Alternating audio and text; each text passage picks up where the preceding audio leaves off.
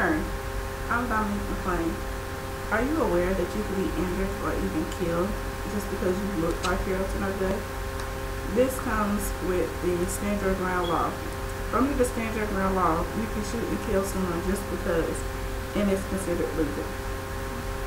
We all know that with the Trayvon Martin case, that affected the entire world.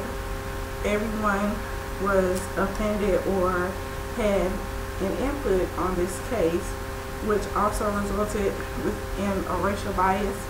And I found on the internet, which we all know without even researching, that there is still racism going on between the blacks and the whites. And I found that whites are more successful in claiming self-defense when their attacker is black than blacks are when fighting back against an attacker who is white.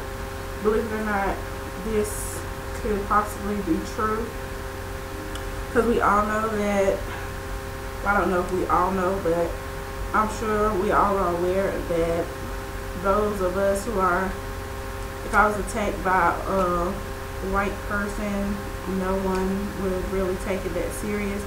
But when you hear about whites being attacked by an African American, it becomes a big deal. I want to talk about the good and bad with the stand your ground law. The good thing about stand your ground law, you are able to protect yourself. The bad thing is you feel offended by or threatened by someone who doesn't mean any harm to you, and that person could be killed for no reason whatsoever.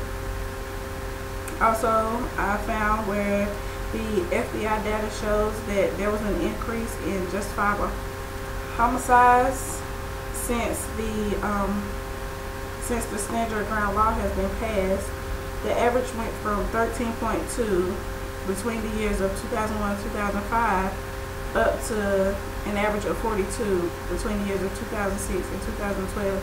And as you know, this is a big increase, going from 13.2 homicides up to 42 in not even about 7 years. But it's only like a year difference between this average and that average.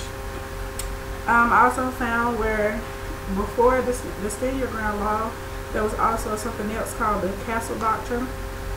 And in this, people are required to take advantage of a safe retreat before using deadly force in self-defense, whereas with the stand your ground law, you don't have to think of any other way to avoid a situation before you use deadly force as self-defense. With this, I can't really say if I'm for the stand your ground law or against it, but I will say that the good thing is, like I said before, you are able to protect yourself. But the bad part is, what if someone is harmed or injured just because you felt threatened, or you felt that this person was going to attack you when really they weren't? Also, I'm going to talk about the difference between self-defense and the stand your ground law, which is basically the same as the Castle Doctrine, but not really, because with self-defense, it's when you're actually being attacked and you're able to defend yourself by using self-defense. Whereas, like I said before, with the stand your ground law, you're not actually being attacked. It's just that you feel like you're going to be attacked, or someone could just look at you wrong, and you could look at that as, okay, they're going to harm me, so I have to protect myself. And you're able to use a deadly force for self-defense. I don't know if you've heard about the case. It was similar to the Trayvon Martin case, but not really. There was a case in Arizona where a guy was in the drive-thru at Taco Bell, and a guy walks in front of his car and waves something that the guy thinks is a metal piece and that's going to harm him, when really it's a dog leash.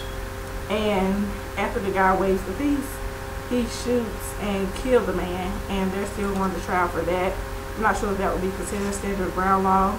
It kind of sounds like similar to the Trayvon Martin case, but I guess we'll know sooner or later.